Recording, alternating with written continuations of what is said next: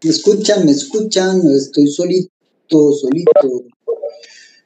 Buenas tardes, doctor, ¿cómo está? Aquí estamos. Bien, Juan Felipe, ¿cómo están? Bien. Buenas tardes, doctor. Aquí estamos.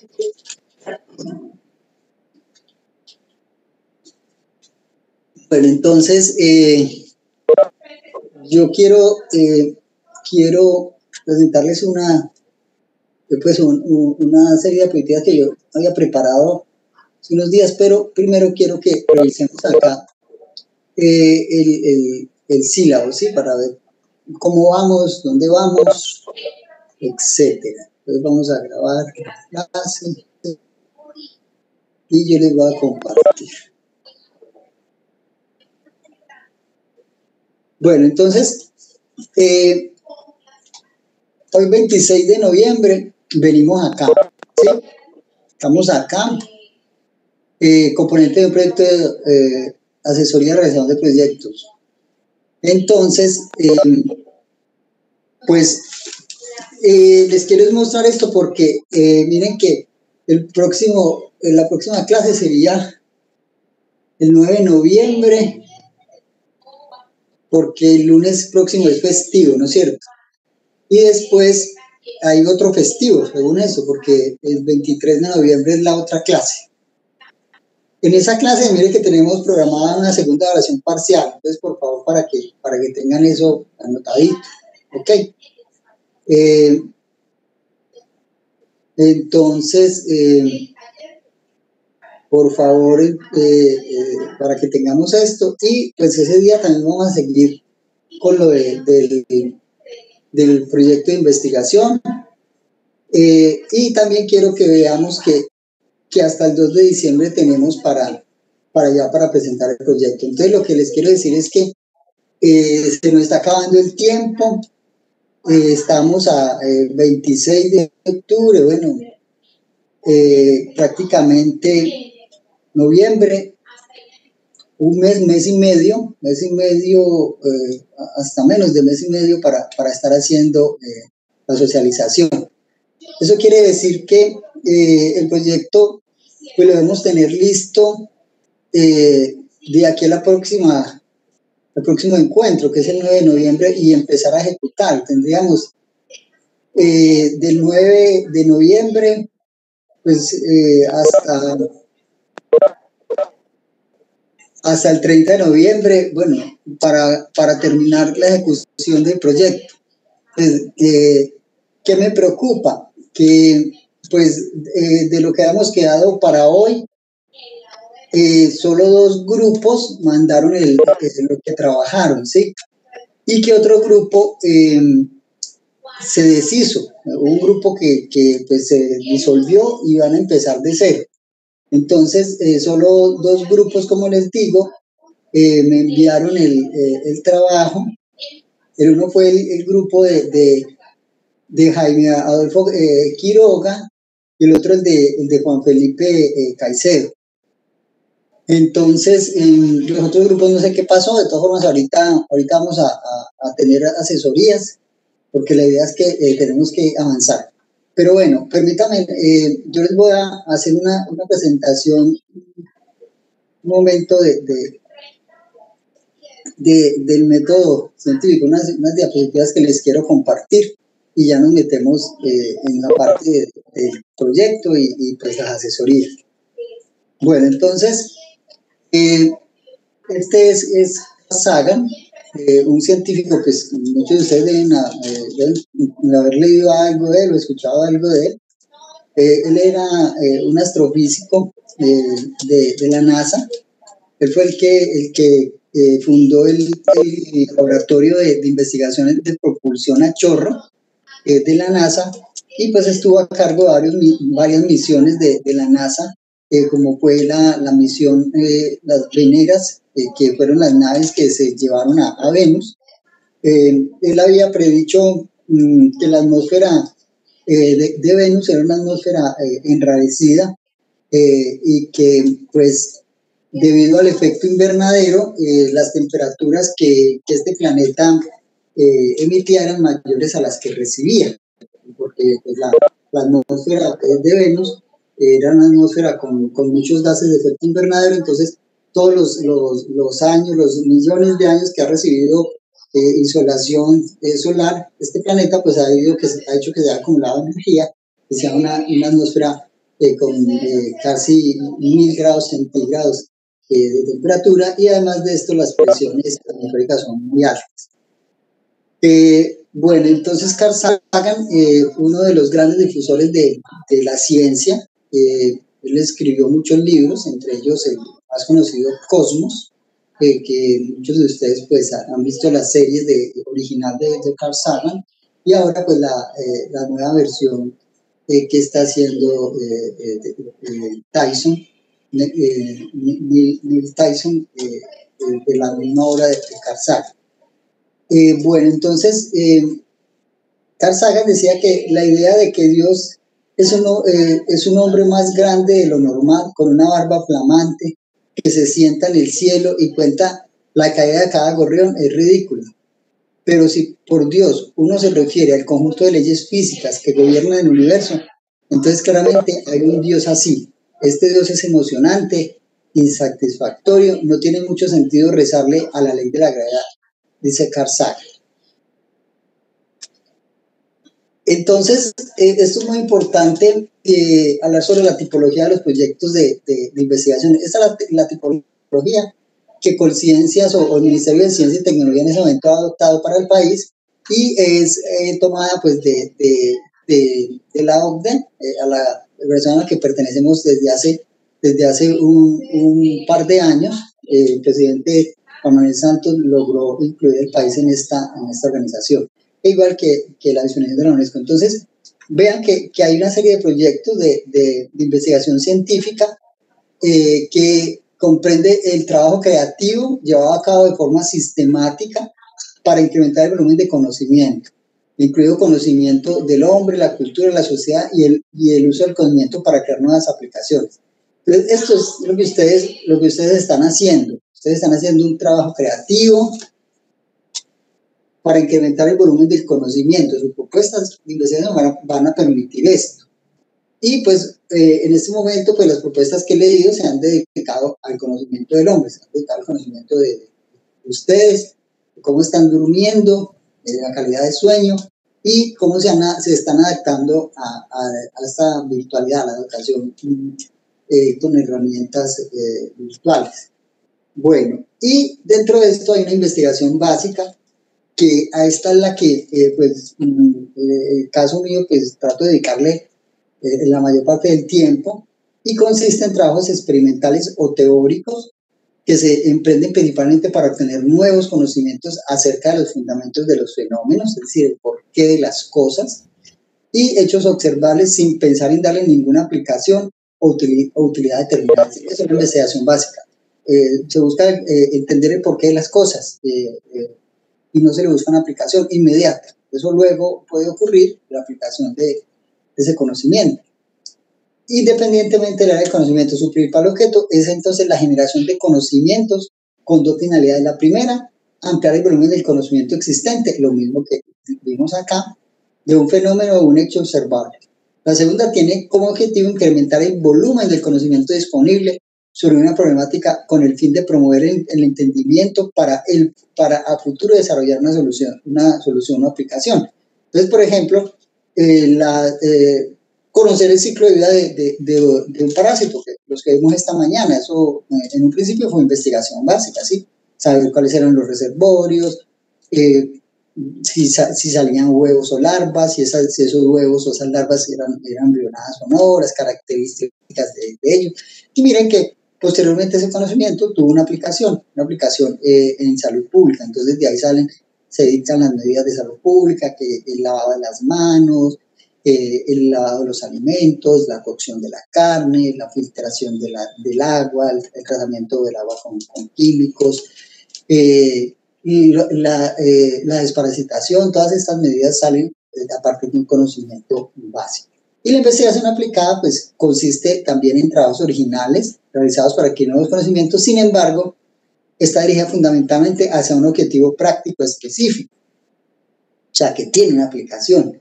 Independientemente del conocimiento, la investigación aplicada se emprenderá para determinar los posibles usos de los resultados de investigación básica. O sea, si usted, digamos hoy que Chávez salió a decir que ya tienen la cura para el COVID, encontrar pues una molécula pues aislada de una planta, y pues los estudios en el laboratorio están mostrando pues que esto elimina, mata el 100% de los virus en el laboratorio, ¿sí? Que era lo que me preguntaban esta mañana sobre la ivermectina, ¿sí?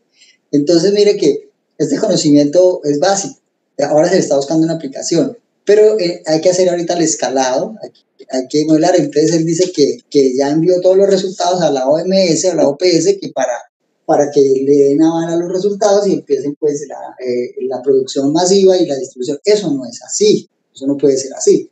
Entonces saben que después, pero tiene que venir una investigación en modelos animales y después hay que hacer los ensayos clínicos, que ya se los expliqué el semestre pasado en qué consisten, los diferentes ensayos, fase 1, fase 2, fase 3, para ya sí entrar a la fase de producción, ¿sí? Cuando uno ya está en fase 3, y tiene la aprobación de una autoridad sanitaria, pues lo va a hacer. Eso es la aplicación. Entonces, por ejemplo, miren lo que sucedió con nosotros. En estos días, ustedes me imagino que leyeron que nos otorgaron una nueva patente en la que participó el profesor Leonardo Padilla, en la que participó Germán Alberto Telles, un magíster pues ya egresado, quien no está aquí en Armenia, pero pues cursó la maestría con nosotros y a nosotros nos dieron esa patente, pues a la universidad como institución, que nosotros somos los inventores.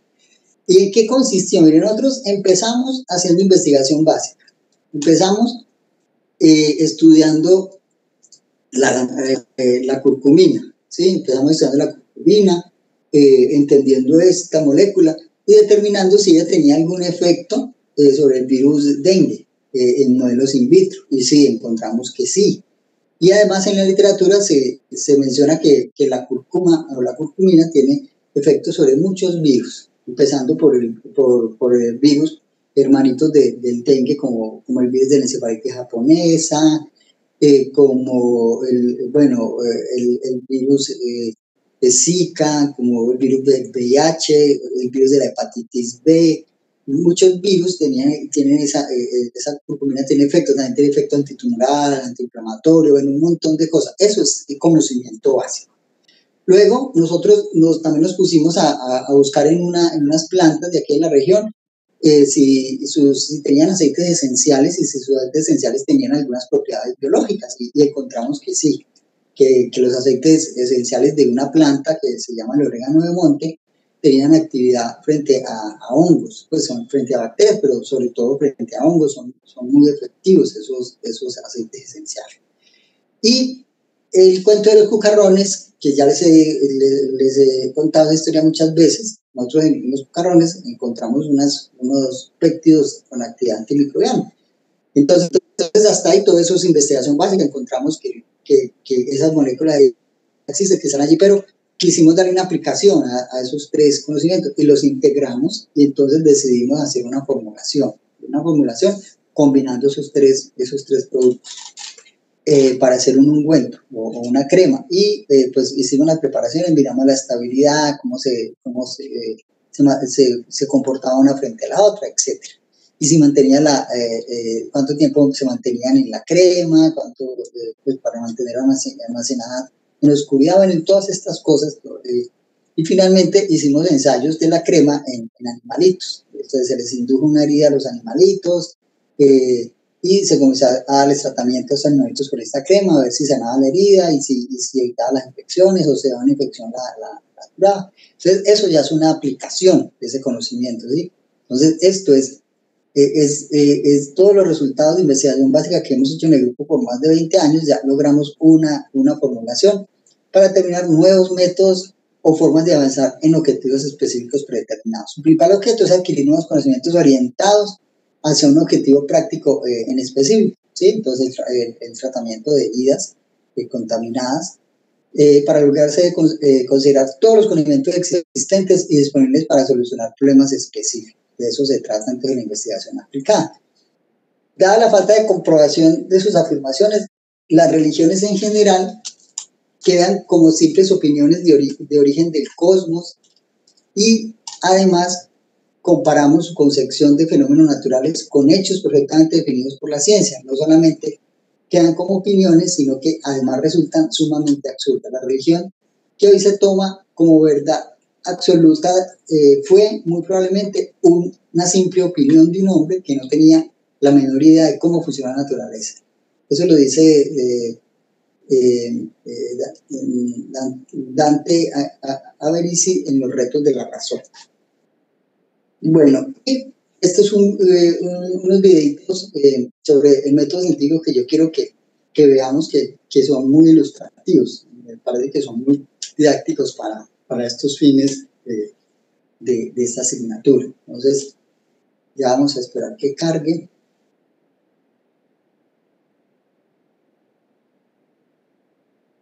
Vamos a explorar el método científico. Método científico. Al principio puede parecer un poco intimidante, pero ya verán que es como el sentido común de ver el mundo.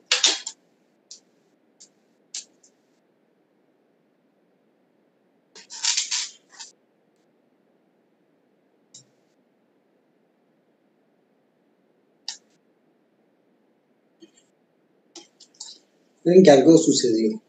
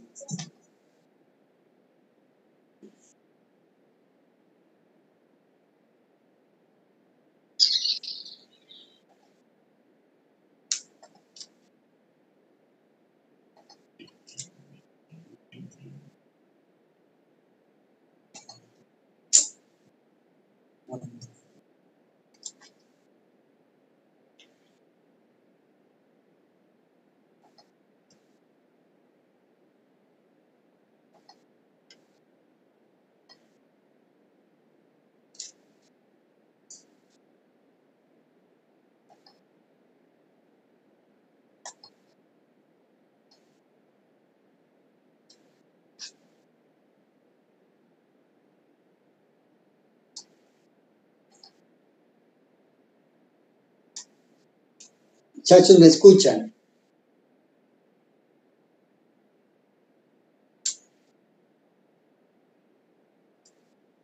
Sí, señor. Bueno, listo. Espero ya les voy a compartir que aquí esto pues yo me saqué tratando de organizar la cosa. Entonces, después ya les comparto el video.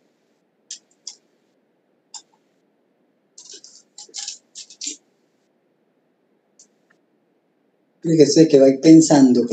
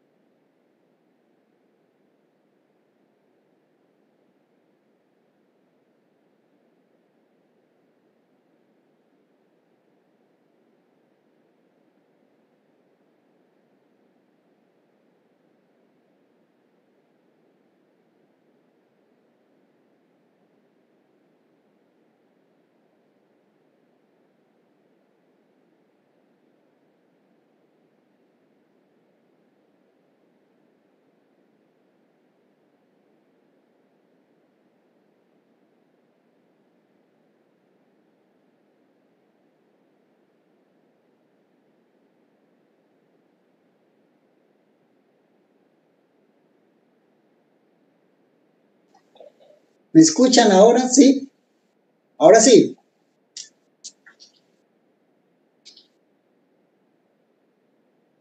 Sí, doctor. Bueno, ok. Te voy a volver a colocar este video a ver qué pasa.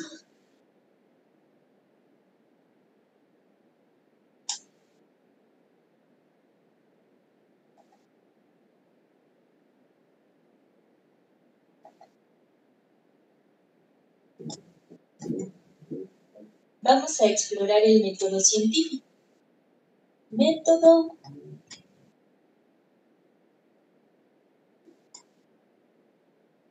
científico.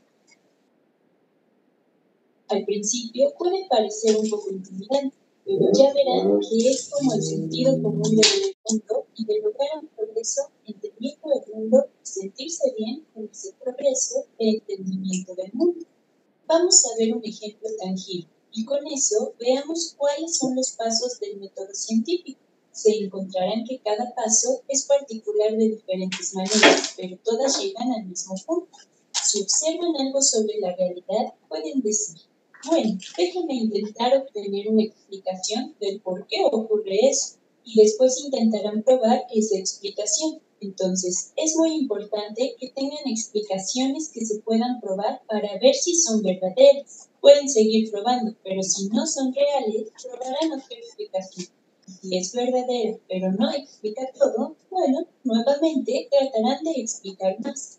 Entonces, como un ejemplo tangible, supongamos que vivimos en el norte de Canadá o algún lugar parecido, y supongamos que vivimos cerca de la playa, pero también hay un estanque cerca de la casa. Así que un día nos damos cuenta de que el estanque se congeló más rápido en el invierno y a temperaturas más altas que el océano.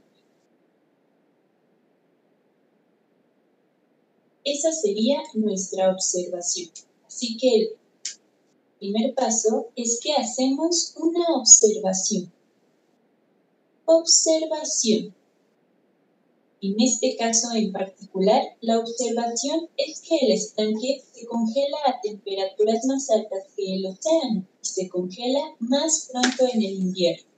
Ahora, la siguiente pregunta o el siguiente paso en el método científico, bueno, no tiene que ser así específicamente. Esta es solo una forma estructurada de pensar. Lo siguiente que haremos es una pregunta. Ser una pregunta. ¿Por qué? En este caso en particular, ¿por qué el estanque se congela más rápido y a temperaturas más altas que el océano? Entonces, hay que tratar de responder esa pregunta. Y esta es una parte clave del método científico. En el tercer paso, hay que tratar de crear una explicación. Pero la clave es que tiene que ser una explicación comprobable. Entonces, hay que crear una explicación comprobable. Comprobable. Esto es uno de los pilares centrales del método científico y a esta explicación comprobable se le conoce como hipótesis. Hipótesis. Entonces, en este caso, una explicación comprobable podría ser que el océano es de agua salada y el estanque es de agua dulce. Así que la explicación comprobable es que el agua salada tiene un punto de congelación más bajo. Tiene un punto de congelación más bajo. Así que se necesitan temperaturas más frías de las que necesitamos con el agua dulce para que se congele. Más frías que el agua dulce. Ahora, esta sería una muy buena hipótesis. No importa si la hipótesis es verdadera o no. En realidad, no hemos hecho un experimento para saberlo, pero es muy buena porque podemos crear un experimento que compruebe esto. Pero, ¿cuál sería un ejemplo de una mala hipótesis o de algo que ni siquiera pudiéramos considerar como parte del método científico? Bueno, podríamos decir que hay un hada que hace magia en el estanque para congelarlo más rápido. Congelarlo más rápido. Y esto no es tan bueno porque es algo que no podemos comprobar. Depende de esta hada y no sabemos cómo convencerla de que lo vuelva a hacer. Ni siquiera la hemos visto. Así que no podemos basarnos en ninguna observación. Por eso, esta no sería una muy buena hipótesis para el método científico. Entonces, vamos a tachar. Pero volvamos a nuestra explicación comprobable. Nuestra hipótesis es que el agua salada tiene un punto de congelación más bajo que el del agua dulce. El siguiente paso es hacer una predicción sobre eso. Y esta es la parte en donde realmente estamos diseñando un experimento. Entonces, podríamos simplemente ver todo esto como un diseño. Lo escribiré de otra forma. Estamos diseñando un experimento. Diseñar un experimento. Los siguientes dos pasos que pondré como parte de este experimento, ya lo ando quitando. Lo siguiente que hay que hacer es el experimento. Experimento. Vamos a ver. Primero, hay muchas cosas que pueden estar sucediendo. El océano tiene olas. Tal vez hay barcos navegando y eso podría romper el hielo. Pero yo quiero aislar el caso para conocer la variable que nos interesa, sin importar si es agua salada o no. Yo quiero tener un control para todo lo demás. Quiero controlar sin importar la olas. Recuerden, en el método o cualquier otra postura. En el método experimental nosotros controlamos las variables, ¿sí? Por eso creamos en el laboratorio condiciones controladas que de alguna forma simulen la realidad, ¿sí? Entonces de eso se trata, o sea, nosotros somos los que colocamos el estímulo, colocamos la concentración de sal, el volumen de agua, la temperatura, etcétera, ¿sí? Eso es la experimentación. Posible explicación de por qué el estanque se congela más rápido. Entonces, lo que yo hago en un ambiente controlado es tomar 2 tazas. Aquí tenemos una taza y 2 tazas. Y pondré un poco de agua en esas 2 tazas. Ahora, supongamos que empiezo con agua destilada. La primera se mantiene así. Agua destilada significa que mediante la evaporación retiramos todas las impurezas del agua. Y bueno, en la segunda también pondré agua destilada, pero a esta le agregaremos un poco de sal. Entonces, esta es agua dulce, muy limpia. De hecho, está más limpia que la del estanque, porque acuérdense que esta es agua destilada y esta es agua salada. No se ve la sal, pero la dibujaré. Y después vamos a hacer una predicción. Podemos ver esto como el paso 4, predicción. Predecimos que el agua dulce se congelará a una temperatura más alta que el agua salada. Entonces, en nuestra predicción decimos que el agua dulce se congela a 0 grados Celsius, pero el agua salada no. El agua salada no. Ahora lo que hay que hacer es probar nuestra predicción. Probar. ¿Y cómo la probamos? Bueno, podemos tener un congelador muy preciso que se encuentre a exactamente 0 grados Celsius y ahí pondremos las 2 tazas. Pero tenemos que asegurarnos de que las condiciones sean idénticas para las dos y que podamos controlar todo, como por ejemplo el área de la superficie, el material del vidrio, la cantidad de agua que pusimos y así podremos ver qué sucede. Lo dejaremos toda la noche. Entonces, al otro día, observamos que el agua dulce se congeló por completo. Está congelada, pero el agua salada no se congeló y eso valida nuestra explicación comprobable. El agua salada tiene un punto de congelación más bajo que el agua dulce. Y si no se congelara, si no existiera una diferencia, puede que tal vez ninguno de los dos se congelara o que los dos se congelaran. Y ustedes podrían decir, bueno, ok, esa no fue una buena explicación. Tengo que encontrar otra explicación de por qué parece que el océano se congela a una temperatura menor. O tal vez digan, bueno, eso es parte de la explicación, pero por sí sola no lo explica todo. Y entonces se empezarán a hacer preguntas más profundas sobre eso, como ¿cuándo se congela el agua salada? ¿De qué otra cosa depende? ¿Las olas tienen algún impacto? ¿El aire tiene algún impacto? Y así podemos seguir con el proceso de iteración y refinamiento. Entonces, después hay que refinar e iterar en el proceso. Con iterar me refiero a hacer todo de nuevo, pero ahora basándonos en lo que hemos aprendido.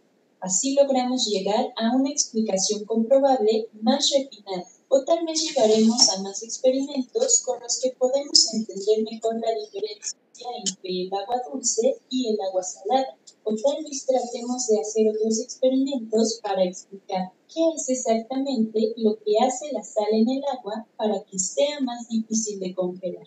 Esta es prácticamente la esencia del método científico. Y quiero enfatizar que esto no es algo tan raro. Esto es únicamente razonamiento lógico. Estamos dando una explicación comprobable sobre algo que observamos en el mundo y después lo probamos y verificamos. Si nuestra explicación es correcta, basándonos en los datos de nuestra experimentación y dependiendo de si se sostiene o no, continuamos refinando y aprendiendo más sobre el mundo. Y la razón por la que esto es mejor que solo decir, oh, bueno, miren, veo que el estanque se ha congelado y el océano no. Debe ser el agua salada. Yo creo que es eso. No podemos solo creer eso. Debe de haber 1.000.000 de razones diferentes y no podemos confiarnos solo de lo que creemos, porque en algún punto quizá podamos estar bien el 90% del tiempo, pero el 10% no. Y estaríamos compartiendo un conocimiento o suposiciones que no son reales. Otras personas construirían sobre eso, pero todo nuestro conocimiento tendría una base inestable.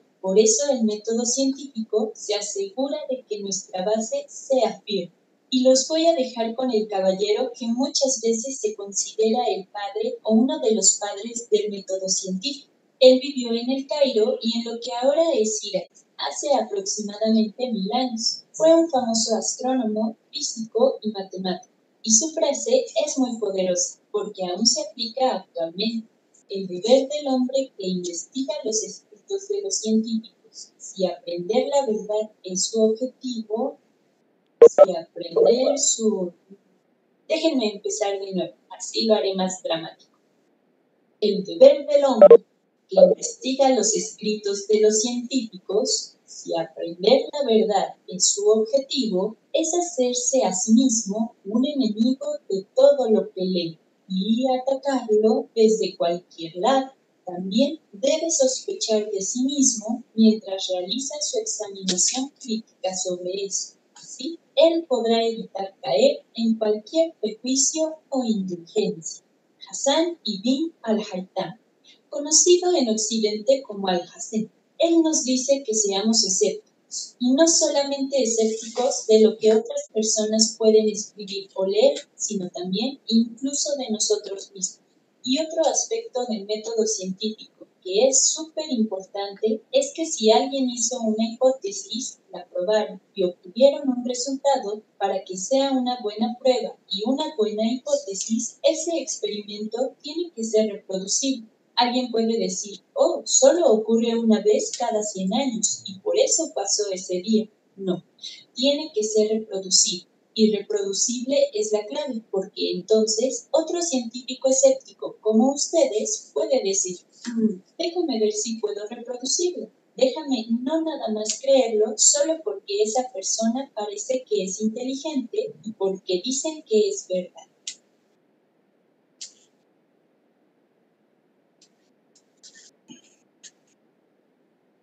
Bueno, muy bien.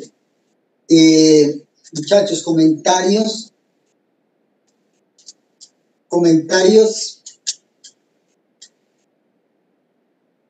jóvenes, comentarios de esto que acabamos de ver en el video.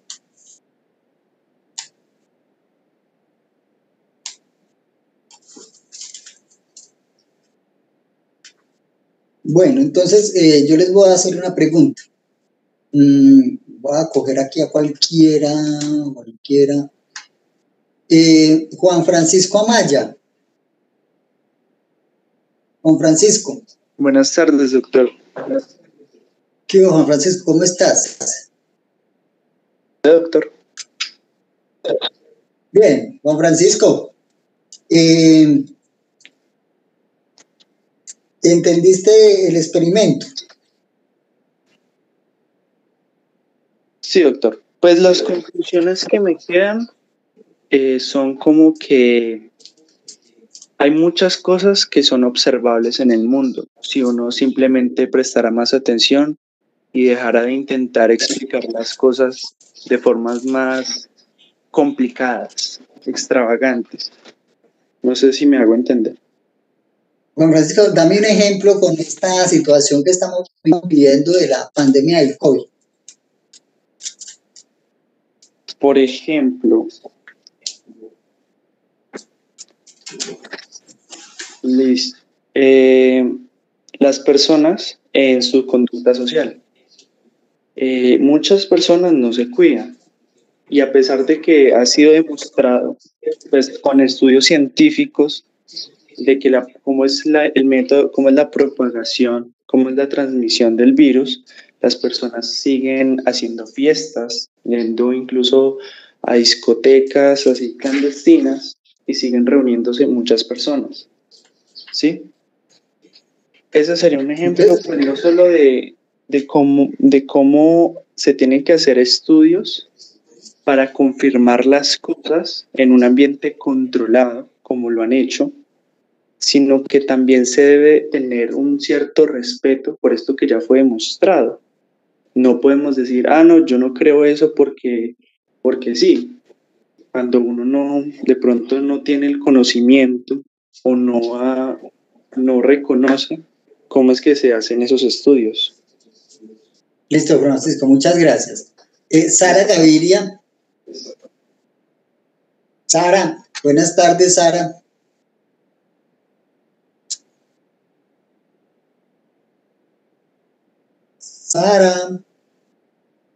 Sara Gaviria. Sara.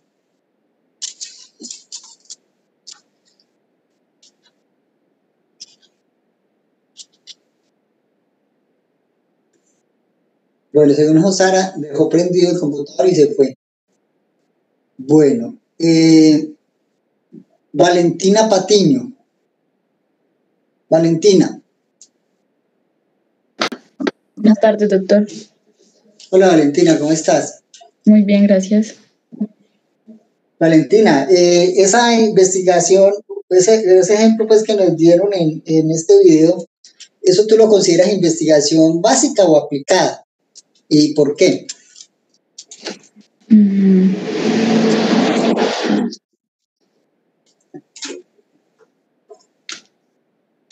Básica, doctor. Pero, ¿Por qué?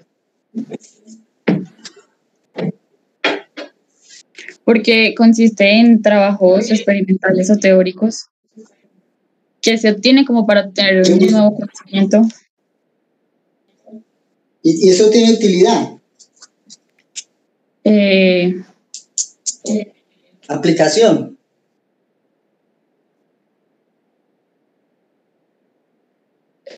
Como tal, sí, yo creo que sí, doctor. Entonces, ¿es básica o aplicada? No, entonces sí sería aplicada. No, señora. Ricardo Mora. No, esto es investigación básica. Es investigación básica porque está buscando explicar el fenómeno, ¿no es cierto? No más, no interesa nada más. Para conocer un nuevo conocimiento. Solo para saber por qué eso se congela o por qué no. ¿Por qué se congela más rápido el estanque que el océano? ¿Sí? Bueno, Ricardo Mora. Buenas tardes, doctor. Yo, Ricardo, Valentina, gracias. Ricardo, Señor. entendiendo pues que la investigación aplicada es cuando uno toma ese cuerpo de conocimiento de la ciencia básica y le busca una utilidad, pues algo que nos dé bienestar o nos permita afrontar un problema práctico. ¿Qué aplicación le podrías dar tú a este conocimiento que nos mostraron en este video con ese experimento? Que es una aplicación de ese conocimiento. ¿Cuál sería?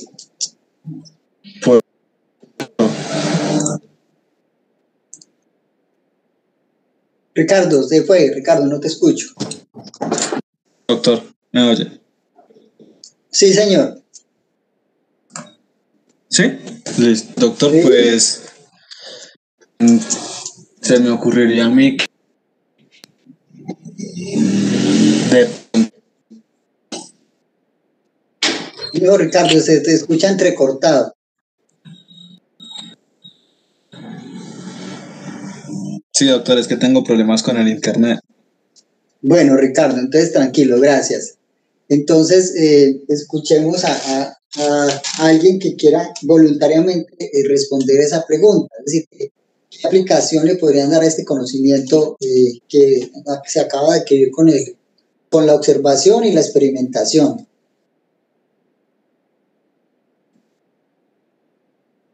Si no aparece un voluntario en 5 segundos, pues yo elijo a alguien. Doctor, ¿me escucha? Sí, Juan Felipe, Sí. ¿qué hubo? Pues Sí. bien, ¿qué más, doctor? ¿Cómo está? Bien, muchas gracias. Doctor, pues yo pensaría, pues no sé hasta qué punto, ¿no? Pero por ejemplo, no sé, muchas veces uno, pues yo he visto videos, yo no sé qué tan cierto sea, obviamente, pues yo creería que sí, en las que utilizan precisamente como la sal para facilitar, digamos, que un producto se congele mucho más rápido. O que, pues digamos, sí, como que al momento de yo meterlo, por ejemplo, en una nevera, el producto se congele con más velocidad que en otros casos. No sé si eso se pueda, por ejemplo, aplicar en la industria de la heladería, la producción de helados. Sí, claro, ¿No? claro. Sí, sí. Sí, Juan Entonces, pues a mí me Felipe. parece que sería como un uso, una utilidad, pues, de ese Eso, sí. conocimiento de forma aplicada. Sí, bueno, y qué otra aplicación? Alguien que esté por ahí que quiera participar.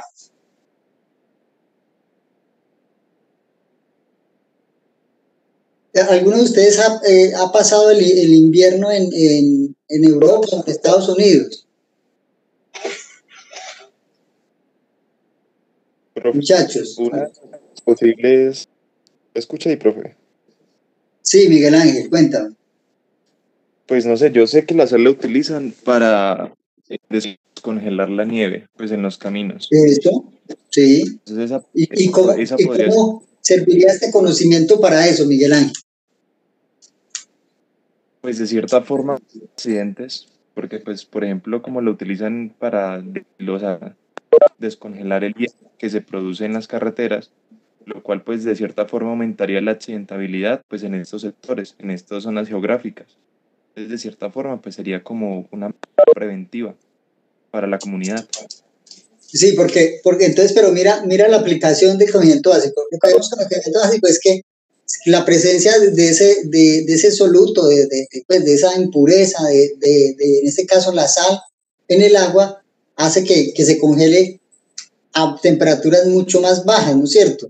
Entonces, Sí, señor. si el hielo está, si hay nieves y yo le echo sal, pues hace que la temperatura de congelación sea mucho más baja. Entonces, por eso es que se deshace la nieve, ¿sí? Entonces, mire que esa es una aplicación de ese conocimiento. Listo, muchas gracias.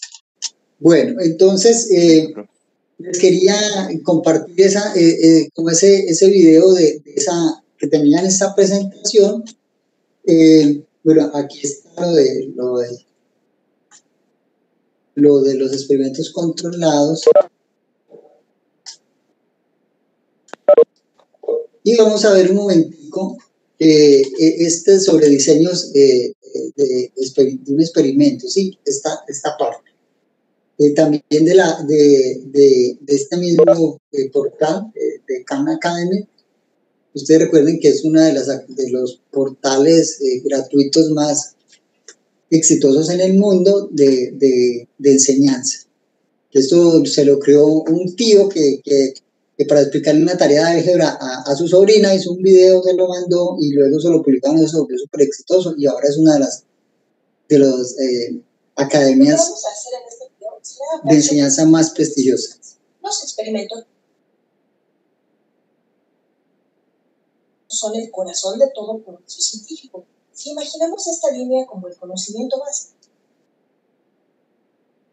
habrá personas que tienen alguna corazonada de que esto o aquello es bueno para la salud, pero si no tienen una forma de comprobar estas corazonadas o de medir qué tan confiables son, pues estas no pueden formar parte del conocimiento y y tampoco pueden usarse para generar más conocimiento. Pero con los experimentos y con el método científico podemos establecer hipótesis y diseñar buenos experimentos para probarlas, de manera que el resultado de dichos experimentos nos ayuda a confirmar o descartar estas hipótesis y generar nueva información. Y más adelante otras personas pueden usar esta nueva información para generar otras hipótesis que a su vez puedan comprobarse o descartarse por otros experimentos y así generar más conocimiento. Esto ocurre una y otra vez, de manera que al final tenemos un gran progreso científico acumulado durante cientos de años. Es importante que los experimentos estén bien diseñados para que no nos lleven a conclusiones equivocadas y no se tenga que descartar aquello que se hizo con base en estas conclusiones equivocadas.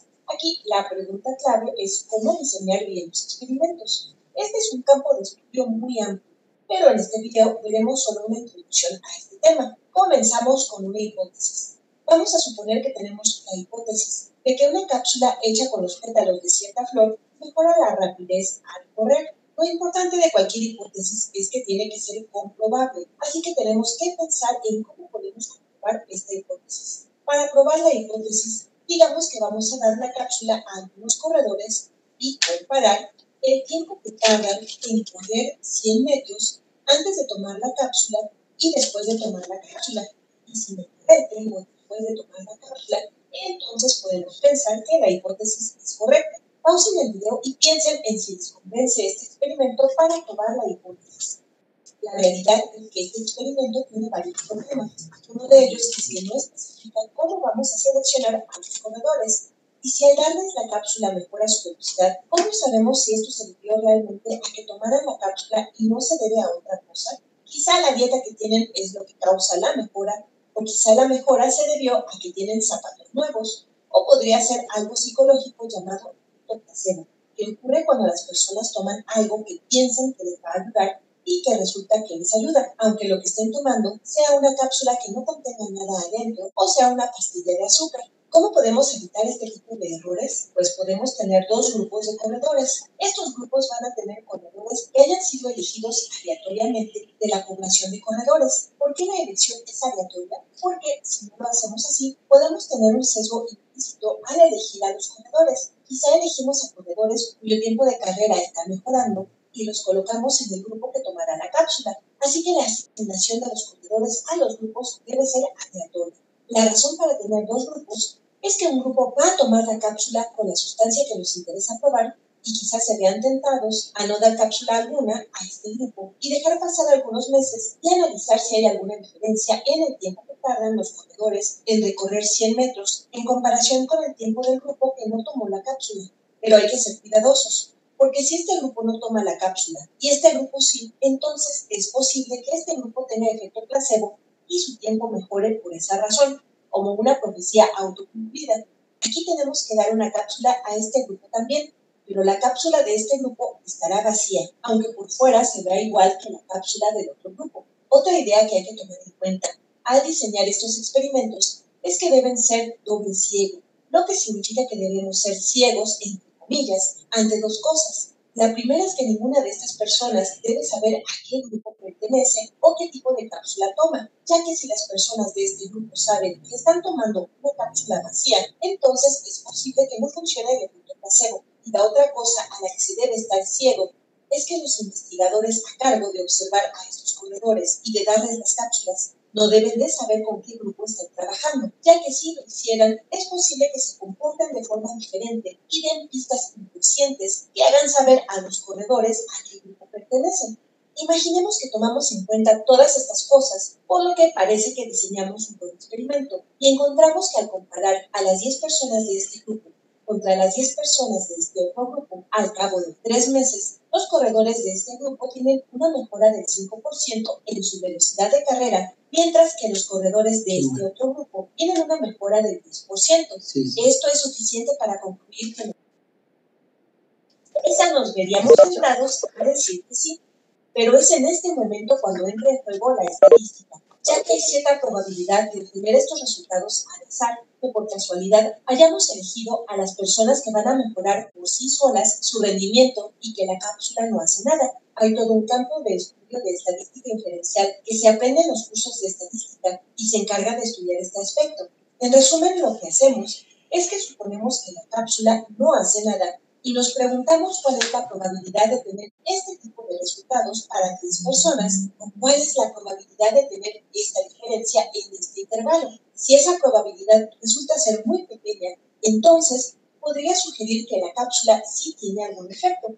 Otro aspecto importante de este tipo de experimentos es que tienen que ser reputables, porque aunque pensemos que hicimos un buen trabajo al diseñar y realizar el experimento, es posible que las personas no nos crean, y en la ciencia es importante que las personas sean escépticas, ya que cuando las personas hacen un experimento, tienen el deseo de obtener algún resultado, por lo que ese sesgo puede afectar el resultado. Si alguien más quiere replicar nuestro experimento, entonces debemos indicarles exactamente cómo lo hicimos, para que ellos puedan replicarlo y ver si obtienen los mismos resultados. Quizá no tengan los mismos resultados, porque aunque nosotros hayamos seleccionado a las personas aleatoriamente, quizá elegimos a personas de un solo país o bajo ciertas condiciones climáticas o suponiendo ciertas restricciones. Así que otras personas pueden realizar el experimento ligeramente diferente o con otras restricciones y se den cuenta de que esta mejora tiene otra explicación diferente a la de nuestra hipótesis. Una cosa más a tener en cuenta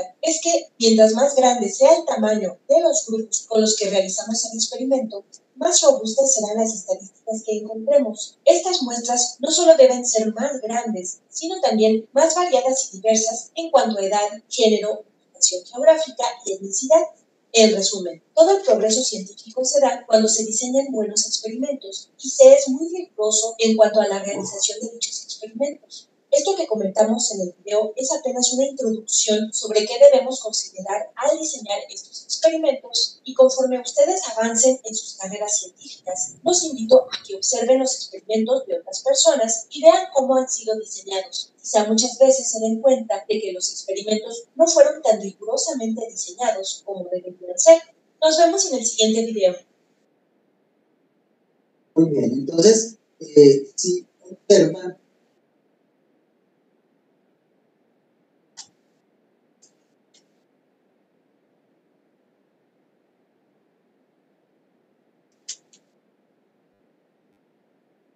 buenos días, agradecer a la dirección del MAC.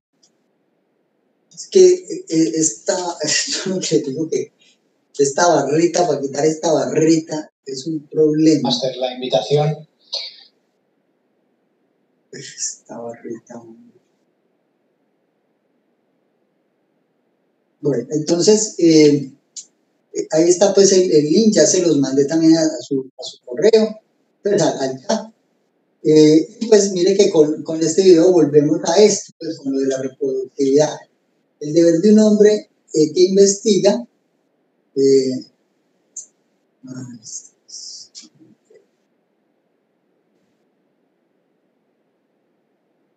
Bueno, no sé esta vaina cómo quitarle esto. Bueno, es eso, de que siempre debemos dudar de los resultados de las investigaciones, y siempre tenemos que cuestionar si el diseño fue bien elaborado, si no hubo sesgos en el mismo, y obviamente en la calidad de los instrumentos de medición, en los instrumentos de recolección de los datos. Entonces, con esto, permítame que yo voy a hacer uso de las tareas que me mandaron los dos grupos, los dos grupos de estudiantes que me hicieron llegar. Entonces, yo voy a tomar los dos, vamos a mirar los dos y vamos a ver pues que nos sirva esto a todos para las mejoras que vamos a hacer. Entonces, el primero es este proyecto, pues este borrador de proyecto que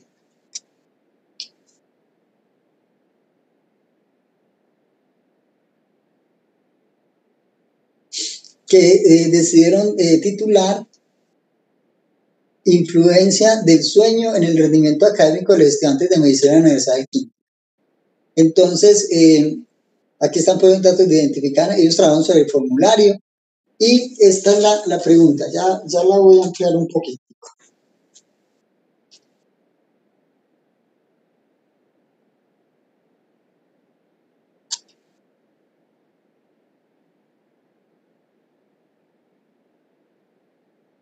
Listo. Entonces, ellos dicen que el problema de investigación que desean investigar es cómo influye los ciclos de sueño en el rendimiento académico de los estudiantes, principalmente programas de medicina en la Universidad de Quindío, donde queremos, entre otras cosas, conocer cuántas horas de sueño tienen, cómo se distribuyen dichas horas, su constancia del sueño y cuáles son los patrones de sueño en el caso de ser inconstantes.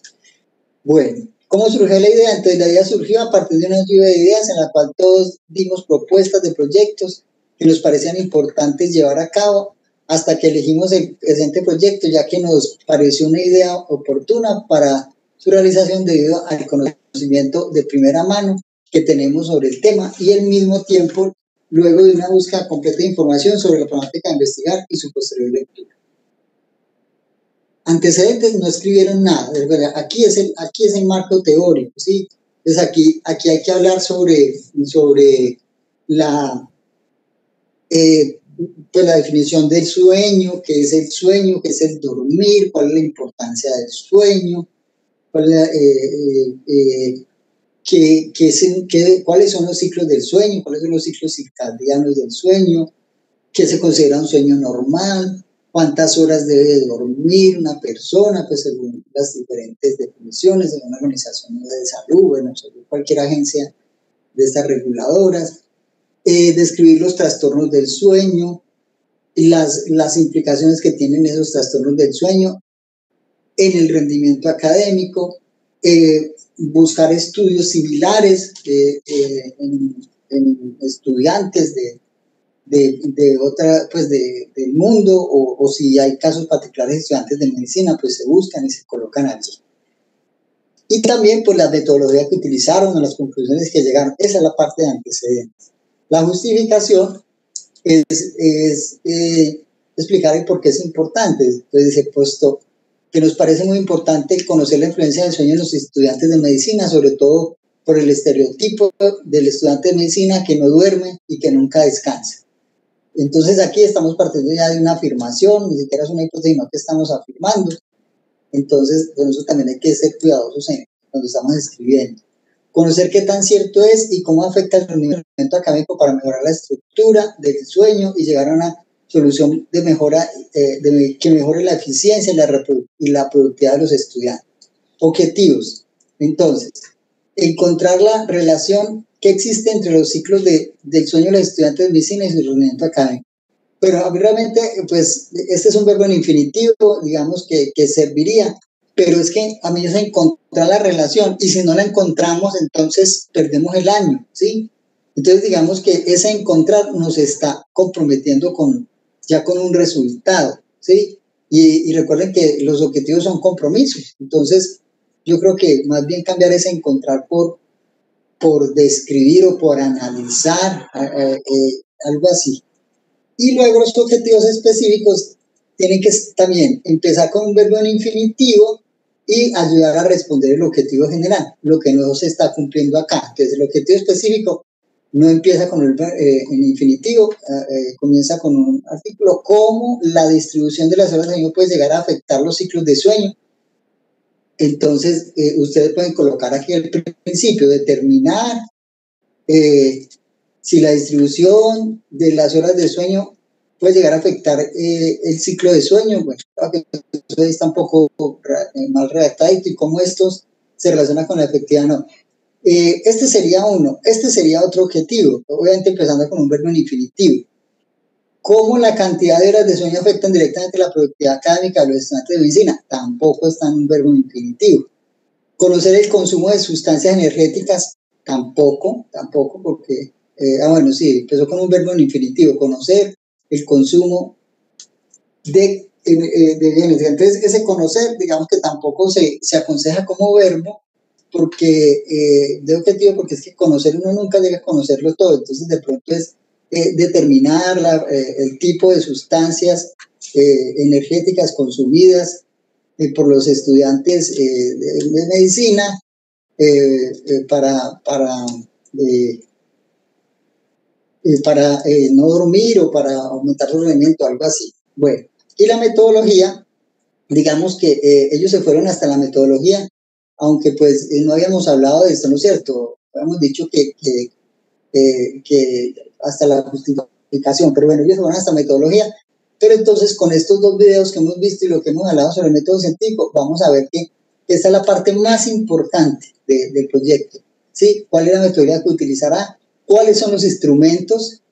¿Cómo se realizará la pregunta? ¿Se relacionan ellos con la pregunta que desean? ¿Cómo se organiza y analizan la información? Entonces dicen que se hará una encuesta, pero no dicen qué encuesta, no dicen qué variables se van a tomar en cuenta. Entonces, hay que definir eso muy bien, porque esa es la parte que va a hacer que el trabajo sea reproducible, que otra persona, si lo quiere hacer en otra universidad o en otro momento, digamos, estudiantes que vengan el próximo año o dentro de 2 años quieran hacer este mismo estudio, pues ver qué metodología usaron ustedes para poder hacer el estudio. Entonces se hará una encuesta y se hará uso de encuestas y de entrevista. Y igual la entrevista también hay que definirla, hay que decir si es una entrevista estructurada, no estructurada, qué preguntas se van a hacer, cómo se van a analizar, todas estas cosas hay que describirlas muy claramente. Listo. También para conocer su consumo de café y bebidas energizantes, es decir, estos son variables. Entonces, en la encuesta y en la entrevista debemos definir las variables, es decir, la variable es aquello que vamos a medir, ¿sí? Aquello que queremos medir. Entonces, pues yo quiero determinar. Primero, siempre que caracterizo una población, hago la parte sociodemográfica, necesito saber la edad de las personas, el sexo, la procedencia, el lugar de nacimiento, bueno, todas esas cosas, si uno considera que son importantes, las pregunta. Luego, pregunta uno por, pues en este caso de la calidad de sueño, pues si sabe cuántas horas debe dormir una persona, son normales para que una persona recupere pues las energías, haga la síntesis de los neurotransmisores, bueno, etcétera. Luego uno puede preguntar si hay antecedentes en la familia de trastornos del sueño. Bueno, yo estoy diciendo acá cosas por decir, pero para que les queden así como de ejemplo. Y luego preguntarle a esa persona si tiene trastornos en el sueño y le coloca si tiene insomnio, si tiene hipersomnia, bueno, si el insomnio es de consolidación o es de despertar frecuente o despertar temprano, preguntarle por cuántas horas duerme, cuál es la calidad de su sueño y obviamente todo esto definido en literatura. Y como les digo, hay que buscar instrumentos ya estandarizados por otros grupos sobre este tipo de encuestas que permitan determinar la calidad del sueño y la presencia de los trastornos del sueño.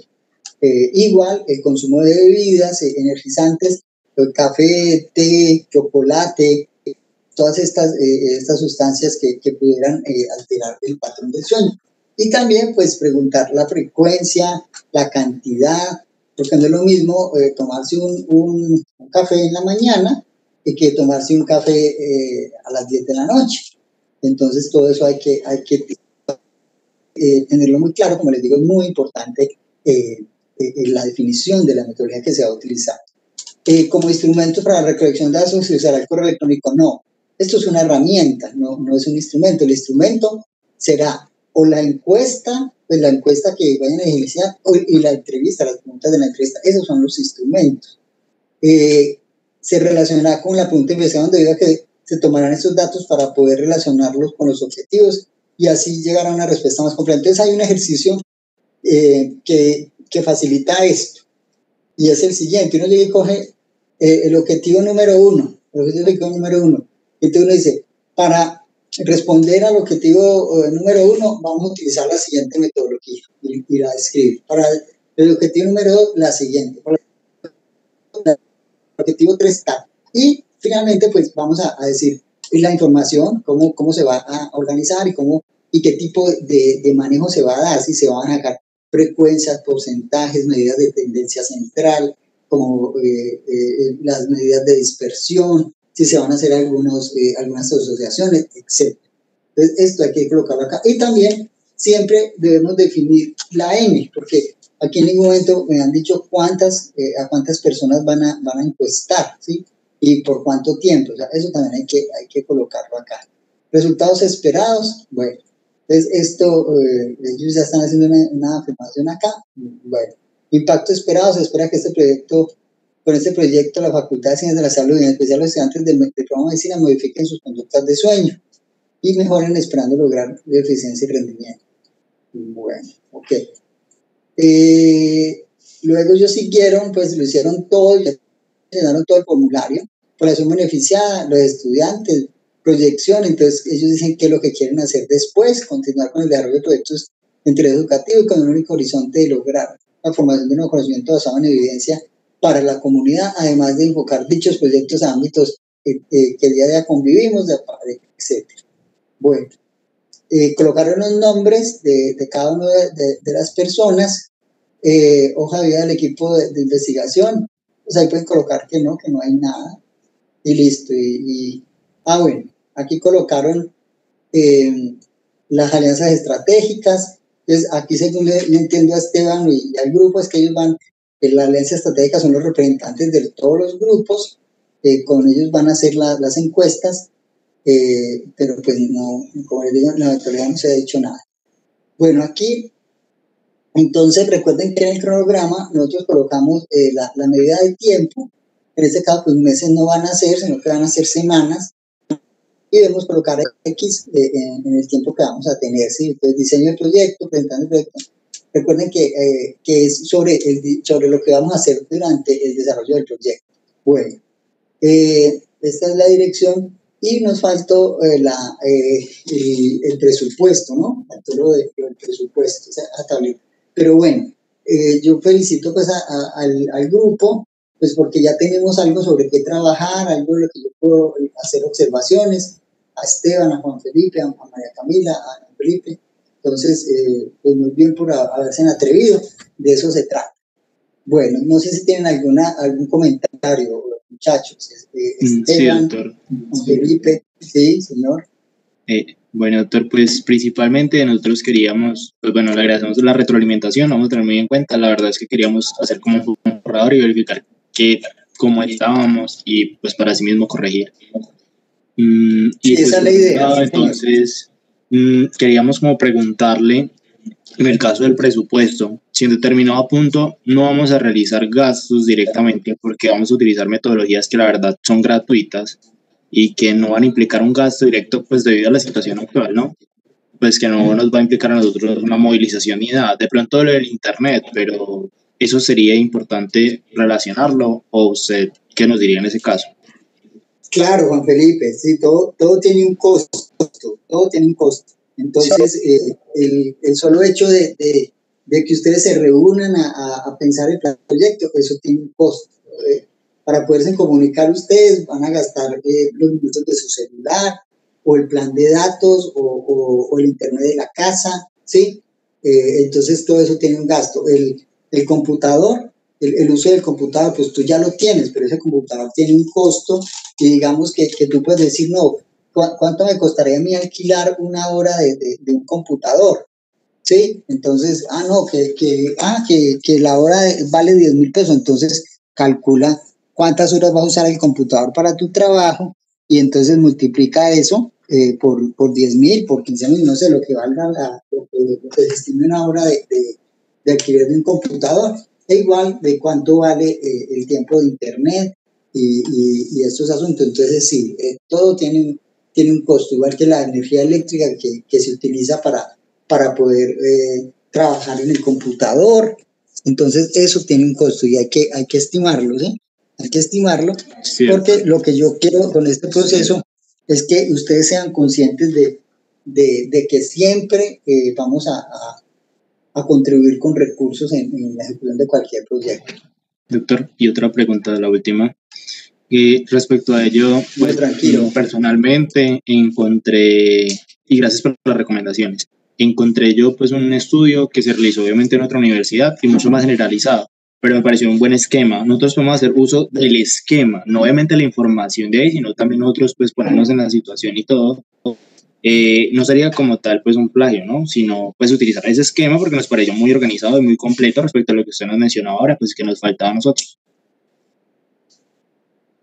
Claro que sí, claro. Y colocas la fuente, dices, vamos a tomar el esquema de tales autores publicado en tal revista, tal año. Sí, claro que sí. Mira, hay Listo, doctor. hay un dicho dentro de las leyes de Murphy sobre el por qué todas las cosas salen mal. Hay un capítulo dedicado a la investigación y en esta ley de Murphy dice que tomar las ideas de una persona es plagio, pero tomarlas de muchas personas es investigación. Eso, aunque suene pues muy fuerte, es la verdad, porque ¿qué hacemos los investigadores? Pues hacemos una búsqueda de información de muchas personas que han trabajado previamente en esto y de ahí toma uno lo que le es útil, pero la diferencia con el plagio es que uno siempre refiere de dónde las tomó, si siempre coloca la fuente bibliográfica, ¿no? Toma un pedazo y al final coloca un número y luego hay un listado de la bibliografía. Entonces sí, claro que lo pueden hacer, esa es la idea, que tomen de otros Listo. autores. Sí, Bueno, doctor, muchas gracias, doctor. Qué pena un detalle, es que mis compañeros me comentaron por chat. ¿Es posible en determinado momento realizar una asesoría por fuera, digamos, del horario de la materia? Sí, señor. Sí. Le Sí, escribiríamos señor. entonces Sí, por correo sí. y acordamos por correo. Sí, Bueno, sí, doctor. claro que sí, Juan. Muy amable, gracias. Bueno, chao, que estén bien. Bueno, entonces ahorita vamos a seguir con el otro grupo, pues con el otro grupo que mandó el trabajo. Entonces vamos a analizar lo que ellos hicieron y vamos a hacer también las observaciones y esto nos va a servir pues de insumo a todos. Bueno, entonces, Natalia, María Alejandra, Esteban, Juan Miguel, Jaime Adolfo y Laura presentan esta propuesta. Esta propuesta que ellos han decidido titularla Plasticidad Humana y Evolución en la Virtualidad. Entonces, bueno, lo primero es el nombre del proyecto, que es, digamos, lo último que uno coloca. Vamos a analizar. Los títulos de los trabajos y de los artículos pues deben tener dos características. Cerré esto. Quería ver qué pasó.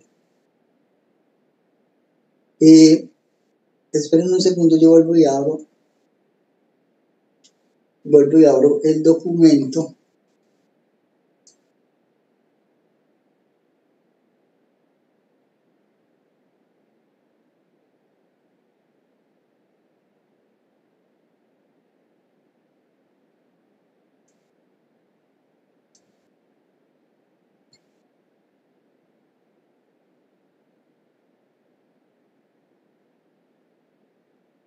Ok, entonces aquí ya volvió a cargar. Entonces estábamos en el... bueno, aquí también una observación. Mi nombre se escribe aquí, sí. Lo que pasa es que yo no tengo derecho a adición aquí.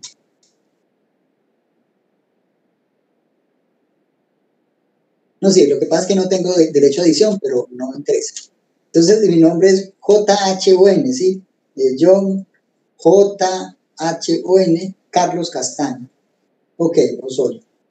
Bueno, entonces, les estaba diciendo, el título o el nombre del proyecto debe tener dos características bien importantes. La primera es que sea inteligente y la segunda es que sea inteligible. Es decir, que el que lo lea de una sepa de qué se trata. Entonces ahí, plasticidad humana y evolución de la virtualidad. No entiendo qué van a hacer, no me queda claro. Entonces hay que repensar ese título, que tenga pues, información sobre el lugar, la fecha, ¿sí? ¿Qué es lo que se va a hacer? ¿Qué es lo que se va a hacer? Porque, es decir, ahí yo no sé qué van a hacer. Si quieren les busco tengo aquí una búsqueda un momentico, para que vean que yo no estoy diciéndoles mentiras de cualquier trabajo de investigación. Entonces, busquemos aquí.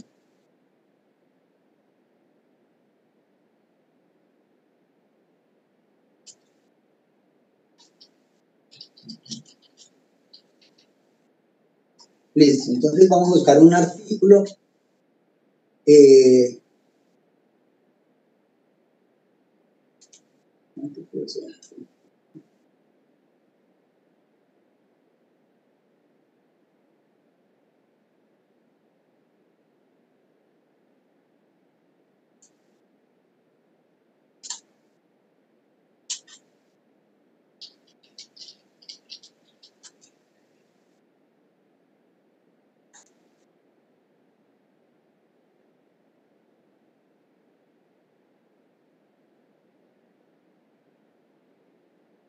Voy a entrar en otro tema.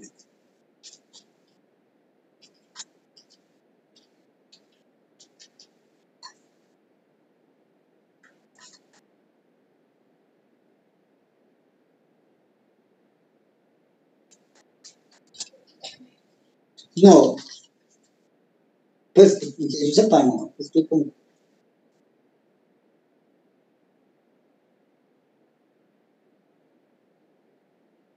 Listo, entonces, por ejemplo, mire. ¿Alguien me puede decir de qué trata este trabajo? Estoy señalando acá. ¿Alguien me puede decir de qué trata?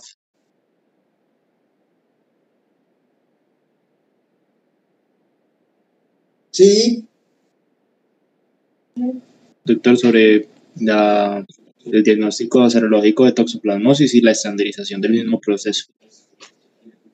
Eso, y ese título, ¿qué te hace pensar? ¿Qué van a contar allí? Nos van a contar sobre cómo es esa realización de la prueba serológica. De pronto nos van a hablar de cómo mediante la serología establecemos ese diagnóstico y pues nos especifican qué enfermedad específicamente pues van a detectar. ¿Y qué hay que hacer para que esas pruebas sean seguras, ¿no es cierto? Sean confiables. Correcto. Sí, que hay apenas que uno lo lee, le da como esa idea. Entonces, vea, por ejemplo, este de aquí, este artículo de acá. Alguien que también me diga de qué nos van a hablar acá. ¿De qué trata este estudio de investigación? Antígenos quiméricos de Toxoplasma gondii. Estandarización, uso en la estandarización del serodiagnóstico de la toxoplasmosis utilizando productos recombinantes. ¿Sí? Ahí le queda muy claro, ahí le están diciendo, vea, vamos a usar unos antígenos recombinantes, unos antígenos quiméricos para hacer el diagnóstico. No vamos a utilizar el parásito, pues porque es difícil de conseguir y además de lote en lote varía la calidad de esos antígenos, entonces lo vamos a hacer recombinantes. ¿Sí ve que ese título lo hace pensar ahora mismo? Es inteligente e inteligible y usted se hace una idea de qué es lo que se va a tratar. Entonces, simplemente un tercer ejemplo.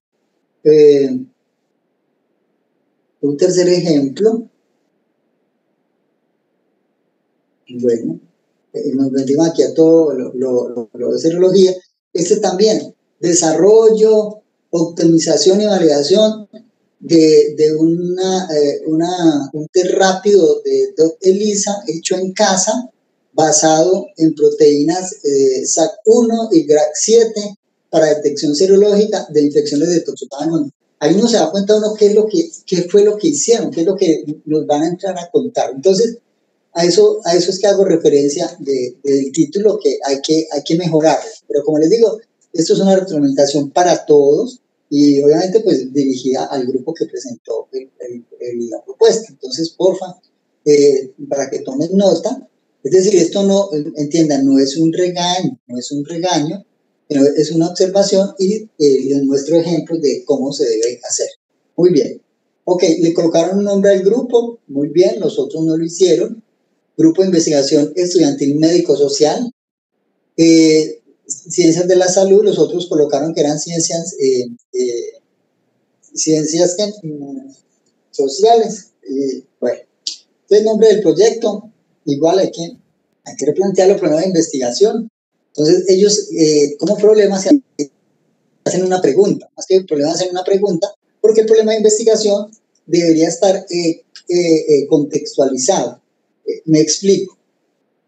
Aquí lo que hay que contar en el problema de investigación es que, dada la actual coyuntura en la que se ha visto sometida la humanidad de confinamiento en casa, de utilización de las herramientas virtuales para la educación, dado pues el riesgo de sufrir la infección por el virus SARS-CoV-2 en lugares de congregación como las aulas de las universidades. Entonces nos hacemos la pregunta de cómo se han adaptado los estudiantes de medicina de una universidad pública del Quindío a la educación virtual durante la pandemia por COVID. Eso sería terminar con la pregunta, pero hay que contextualizar aquí el problema, hay que echar aquí la carretica en el problema de investigación. ¿Cómo surgió? Entonces, somos un grupo de estudiantes de segundo semestre, la universidad pública, por lo tanto, hemos sido parte de esta nueva estrategia de metodología virtual y hemos hecho una transición, la cual nos ha dejado diferentes enseñanzas, cuestiones. Sin embargo, la idea de investigar sobre el tema surge porque deseamos conocer las perspectivas de otros estudiantes de diferentes semestres. Antecedentes, muy bien. Ustedes hicieron aquí una cuestión juiciosa, buscaron pues información, la después, pero miren, cometieron un pecado. ¿Cuál pecado? Que no colocaron las referencias. O sea, hasta aquí esto se llama plagio, ¿sí? Era lo que referían ahorita. Esto es plagio. Doctor, sí, las referencias estaban al final del... Sí, no. ¿O hay que colocarlas ahí? Sí. No, yo sé, porque yo leí el documento. Claro, yo sé que las referencias están al final, pero si usted me pasa esto aquí así, esto es plagio. Y a cualquier persona, a cualquier evaluador, es plagio. ¿Por qué? Porque tú estás tomando estas ideas como propias, porque no estás reconociendo quiénes son los autores de esas ideas. Entonces, ¿qué es lo que hay que hacer? Al final de cada párrafo, ustedes deben colocar aquí entre paréntesis quién es el autor de eso. El autor de eso es el primero. Entonces, coloquen Hernán, entonces coloquen. Esto es del 2020.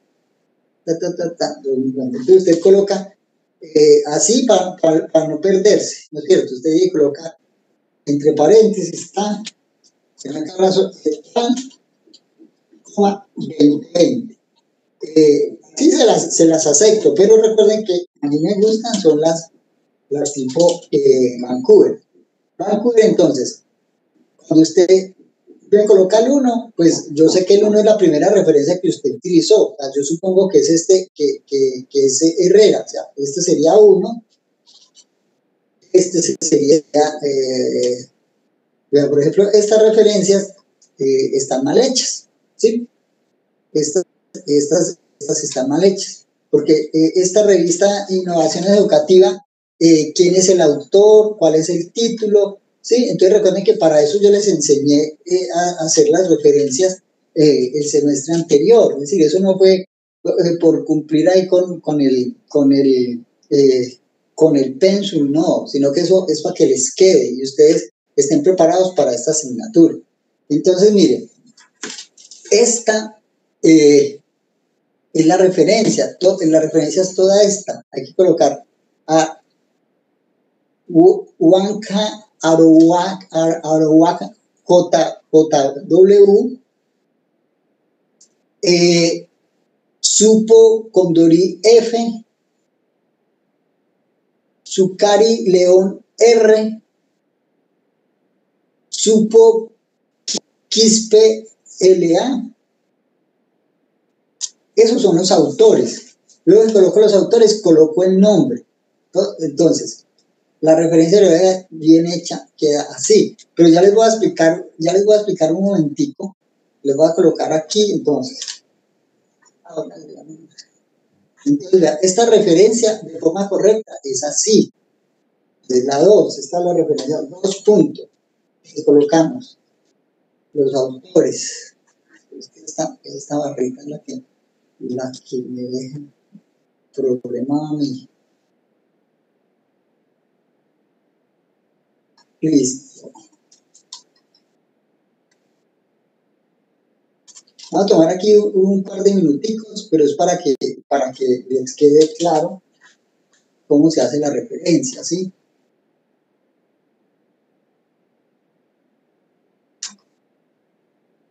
Igual los otros muchachos que presentaron, pues ellos no hicieron referencias, y también todos tenemos que dar referencias, porque si no, caemos en el mundo del plagio,